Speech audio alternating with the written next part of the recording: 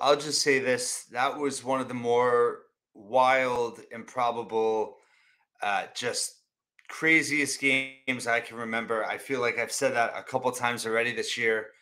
This one certainly had so many ups and downs. It was a complete just soap opera throughout a ball game.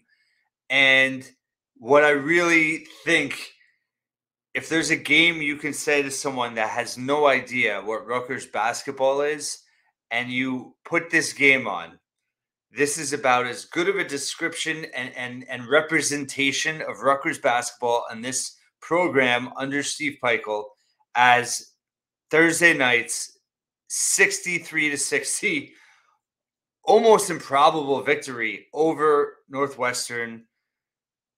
Crazy twists and turns, multiple heroes, awful start. Mawot Mag, late scratch. Sounds like it's knee soreness in the other knee, not the torn ACL that he recovered from, but the other one probably has to be overcompensating. Was a very late scratch, was out there, and then went to the locker room during warmups. I think it really impacted the team. They looked out of sorts kind of all night. They were out of sync. Offensively, they were trying to do things, and they just, it was like they were going too fast. They were just not in rhythm. They started really slow. They could not get any offense. They were impatient and undisciplined in the half court in the first half, taking contested shots, not working the ball around the perimeter, reversals, penetrating. It was a mess. And Boo Buie he's a National Player of the Year candidate. He looked like it tonight, especially in that first half. Gave Northwestern a huge lead, 17 points in the first half. And then you have the long board ejection on the elbow, flagrant 2 on Jamichael Davis. And that really, that was a huge turn in the game, even though Rutgers didn't get back into it right away. Talk about some heroes. I mean, Oscar Palmquist getting Rutgers off the mat with 3 3-pointers in that final 2.5 minutes of the first half. Unbelievable. I hope that people recognize the mental toughness it takes for a kid like that who hasn't played in the last 3 games and has played sparingly this year to come in the game and pull that off. I was critical of him in the Penn State game because when he was out there, he wouldn't shoot. And I said in that rapid reaction, that's your value. If you're going to be out there, you got to shoot. And if you're not going to shoot, why are you out there? And he took advantage of his opportunity tonight and came through in a huge way. It shifted the whole game. Rutgers went from 13 down in the first half to 7 in the locker room. But it gave them some mojo. It gave them some pep in their step. And gave them some, he's so well liked. And it really kind of re-energized this team. They didn't start the second half so great, but you can't say enough about Oscar Palmquist. Ironically, last year's breakout game against Minnesota, in those same alternate uniforms, he had 13 points and 3 threes. He delivers the similar performance in these same uniforms tonight, and they needed it. And this is the type of game, I know people are critical of Steve Peichel opening up the bench and the rotation and everything, but I think he felt like he needed to just get something from someone. They were really struggling in that first half. He got it from Oscar, which really turned things around. Another thing, did not have the type of game he did against Wisconsin, but I don't want Noah Fernandez's stat line to go unnoticed. He didn't score. He didn't take a shot, but he had 5 rebounds and 3 assists, 0 turnovers in 10 minutes. He played team basketball. And Noah Fernandez is 5'11". He went out there and got 5 rebounds. So there was effort from everyone. Jeremiah Williams just took over the game. His ability to create offense off the dribble, at times when, it doesn't even seem like he's going to get a shot off, and he gets an improbable shot off. He plays with such pace. He drives with authority. He has great body control. And he gives everyone around him confidence. He makes everyone better. And you could see Derek Simpson, the way he had bounce in his step in the second half. I thought he started a little slow, and then he started making good decisions. They were being unselfish. They were really sharing the basketball in the second half. They were trying to create action off the bounce, and they kind of just wore Northwestern down. They were, Northwestern basically had six guys. I mean, Bowie, I think, played the entire game. And it was just that relentlessness on both ends of the floor in the second half. And it starts with Jeremiah Williams. Just his ability to not waver. It's like he cannot be denied in terms of creating offense and just being involved in action on both ends of the floor, and his teammates feed off it. Andre Hyatt, I tweeted before the game, he stepped up. He's been a Swiss Army knife for this team over the years. Last year, being able to start and come off the bench, it was at Wisconsin last year where McConnell was a late scratch and Hyatt ended up starting, and he played. I thought it was one of the best games he's ever played at Rutgers. He played more inside in that game. It was just so tough. Had that tip in for that 1-point win. And then tonight, I thought he's being asked to do, he went to the bench the last few games with Jeremiah back and came back out tonight, got the start, gave him 10 points. Did not shoot great, 2 of 8 from the floor, but he hit that massive 3 down the stretch with like a 50-some seconds to play. He was 2 of 4 from 3, 4 of 5 from the foul line. He did miss that late 1-on-1, but still, he had 6 boards and an assist. In 29 minutes, he made some key plays, and they just got multiple contributions tonight when they needed it. Cliff, not a great scoring night for him. 9 points on 4 of 7 shooting, 9 rebounds, 5 blocks, 2 steals. He was a menace defensively once again. Their defense, they held Northwestern to 1 field goal over the last 9:44. It was the 3. Northwestern, a very weird night. They were 8 of 21 from 3, best 3-point shooting team in the league coming into the game. They still shot 38%, which was actually down for them for the year in Big Ten play. They came in shooting 43%, but they only shot 36% for the game. So they struggled inside. You can't say enough about Cliff and the energy he brought on the defensive end, and just as a team. I mean, without Mag, their best defender. They really, the ball pressure, the double teaming, the full court pressure at time, but even you saw Oscar pressure the ball, like they were all in sync with each other defensively, and that was so key. They were locked in. Their communication on the court with Jeremiah Williams is so much better. You see Derek Simpson communicating a lot more. They just did not break. They bent, but they did not break. They struggled. It was not pretty, but they just continued to fight. And when I say that you turn this game on and show someone that knows no idea about Rutgers basketball, I just feel like the essence of this is what this program is. This is what they do. When their backs are against the wall, more times than not, they come through. And yes, they put themselves against the wall at times. And they have some downward spirals, but their true character, I just can't say enough of just how this team responded tonight. To lose Mag at the late scratch, it absolutely impacted them. They were out of sorts in that first half, and they got it close enough at halftime. They were able to settle down. They made some adjustments, and they were lights out defensively, and they did enough offensively to gut it out and get a 4th straight win. This is the 3rd time in the last 4 seasons that Rutgers has won 4 straight Big Ten games. The other 2 years, they went to the NCAA tournament. I'm not saying that's going to happen this year yet, but they're probably going to need another 4-game winning streak or double it up at 8 or whatever. But to have the 3-game winning streak coming in, everyone being so high, I do think, and I was talking to a few friends, and Lance Glenn and Dave White and a couple other people about, it seemed like people were almost too confident for this game. Northwestern's a good team. That's an NCAA tournament team. Yes, they're down Ty Berry, their best 3-point shooter. Longbor got ejected. I think depth really wore on them down the stretch. Let's look. I want to look at the minutes of what those guys played in this game because I think it was pretty much just a six-man rotation. Yeah, you had Bowie and Martinelli played 39 minutes each. Barnheiser played 36. Nicholson played 31. Mullins, I think, played 20 minutes. They said all season he played 26 minutes. Pretty crazy. Just unbelievable. I mean, other than Bowie, who finished 27 points, 7 of 14 from the floor, 6 of 10 from three, 7 of 7 from the line.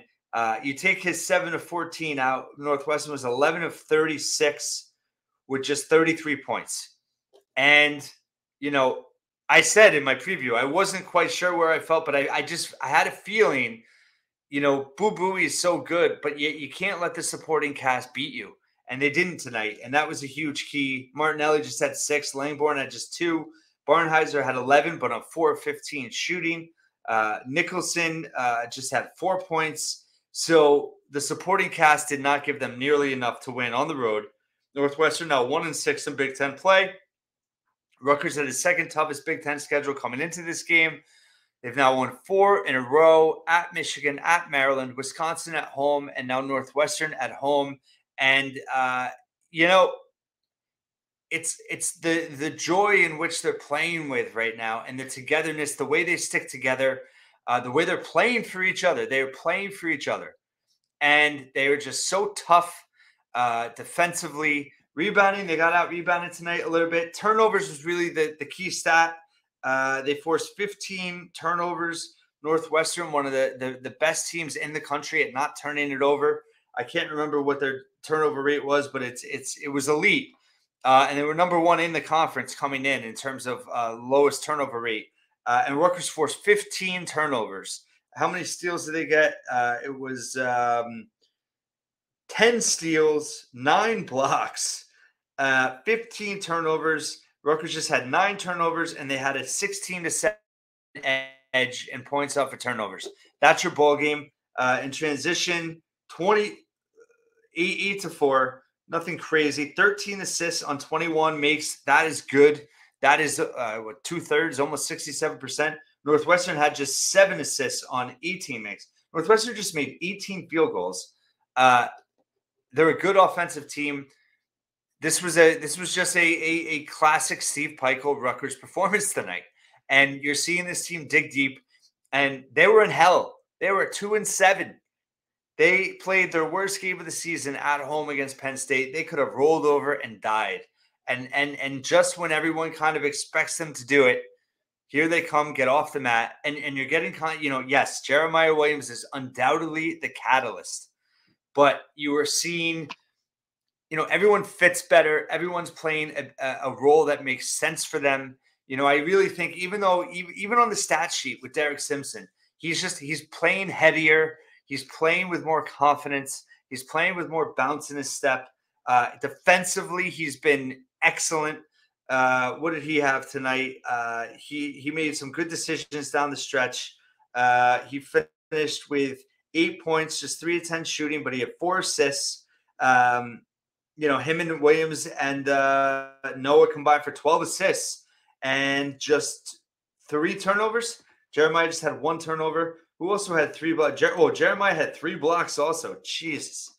Unbelievable. I mean, about as improbable a story as you could imagine. No one saw this coming in terms of his impact. Like I said, I've been hearing all season that he was, if not their best guard, not just their best guard, but maybe their best player. And he was phenomenal. He's been phenomenal. He's changed the trajectory of this team. But they're doing it in a way that Rutgers wins and always has under Steve Pikiell. Caleb McConnell was back tonight. It was great to see that. And this was just an old school Rutgers Steve Pikiell win. And that's the essence of everything. And I think no matter what happens from here on out, as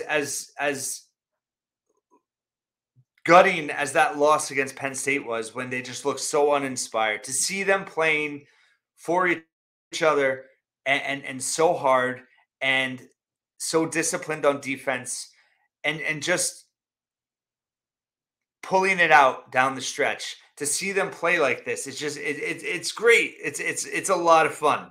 It's a lot of fun to see these guys turn their season around, no matter where it leads. The character of this program, the character of these players, the leadership of the coaching staff. I mean, you can't say enough. You just can't. And we all can gripe about wins and losses. But in this day and age in college basketball, Pikiell, I mean, he's about as stand-up as a coach as you can have. They do it the right way. And when he gets this type of effort and this type of response from his team, when things were the lowest, a lot of coaches would have lost their cool. They would have ripped the team in the post game. He was as cool as could be. He is a steady hand, and players love him, and he gets the most out of his players. And although there's limitations, and the offense can be frustrating as hell at times, there's so many positive things in this program to like, and I just think that so much of it was on display tonight and during this winning streak. And it's unbelievable. They're now, in a seventh place tie if Minnesota loses tonight, and they're going to Minnesota on Sunday. House of horrors for Rutgers. The last two visits. Can they get another? Tonight was a little bit of redemption. They lost to Northwestern in senior day last year. Now they get a chance to go where, their season ultimately fell apart with that horrific loss last year. I still have nightmares about it, and PTSD. I've said this many times. I'm taking that loss to the grave. I'm sure many of you will. Chance for redemption there, a chance to get to 500 in league play and set themselves up for the biggest game of the season at Purdue the following week. I know I'm getting a little bit ahead of myself, but I talked about the importance of protecting home court. They got it done tonight. You have Maryland, Michigan, and Ohio State remaining at home. If you can win those 3 games, you get to 9 in the conference, and then you got to steal a couple on the road. Obviously, as many as possible. But Minnesota is a huge opportunity. Short rest, but Minnesota's playing right now against Purdue. This team just has some. They have mojo right now that it appeared they had lost it at the beginning of this game, and they fought their way back. And the mental toughness of this team and this program and of their head coach is bar none. And these last few years have been crazy. To see Rutgers ascend into a winning program, and they have a clear identity. And that was the frustrating part about this team early on in the season, is they had no identity. They did not have the traits that we had seen from a Steve Pikiell team. And lo and behold, it took an alpha to get into the lineup to change all that and to let everybody relax and let everybody just play their role and what they're best suited for. And now everything fits. And it's been really fun to see. And tonight was, I feel like I probably missed a lot in terms of what this game was. It was just, the twists and turns were just, it was ridiculous. It was ridiculous. And, Rutgers came all the way back. I think it was like an 11-1 run or something. They were down 11. They tied it at, was it 40? Then Northwestern rolls off a 7-0 run. Bole gets called for the flagrant one. He's got to learn from that. He looked a little sheepish. He knew what he did. He stepped on whoever it was. And then, Rutgers falls right back down 47-40. And then, boom, they take over. Where do they finish? A 23-13 run to win the game. Did I even get the final score right? I don't know. Yeah, 63-60. Unbelievable victory for this program. This has been a wild ride. I'm sure everyone's enjoying it. I appreciate everyone that, tweets at me and messages me. They're excited for these rapid reactions. And, it's just, this is what it's about, just in terms of you never give up on this program. If there's one program that's proven time and time again that you don't give up on them, it's this program. And when things look its bleakest, things start to turn around. And we have a whole lot to talk about next year, about the identity and, the makeup of the team with the elite recruiting class coming in. But I actually think, like Dylan and Ace, I think they are extremely tough mentally, because you don't choose to go when you have all these blue bloods after you, and you could go anywhere and make the easy decision. They made the hard decision. And they probably don't think it's hard because they love the program and they love Steve Pikiell and they want to be part of it. But they're not taking the easy way out. They're taking the hard way by going to a program that does not have a history of producing NBA players, does not have a history of winning, Big Ten titles, going far in the NCAA tournament, and they want to change that. And what you're seeing on the court right now is the start of that. And it's not to take away from this season, because this season is long from over, but you're seeing what they saw in this program unfold on the court in terms of how this team plays with so much guts and heart. And as a fan, you really can't ask for much more than that. Yeah, I know some fans they're asking for 50% shooting. I get it. Rutgers shot 40% tonight. By the way, six threes. I've talked about this. They need to hit 5 or 6 threes a game to win Big Ten games. They were 6 of 14 tonight. Perfect. They didn't overshoot, but they made enough threes. You had Jamichael Davis 1 of 3, Andre Hyatt 2 of 4, Oscar 3 of 4, Jeremiah was 0 of 1, Gavin was 0 of 2. Didn't get much from him, but they're doing what they need to win basketball games. And can it continue in Minneapolis at the barn on Sunday? We'll see. We'll have plenty to talk about before then. Thank you so much. Oh, by the way, Night and Day Apparel. If you're listening to this, I know you can't see my shirt. I got a new shirt from Night and Day Apparel. Great design. Love it. Very soft. Great material. Go to Night and Day Apparel. Type in Scarlet Faithful for a promo code. You get 10% off. Great guys over there. And unbelievable. Rutgers 4 in a row. The streak marches on. Talk to you soon.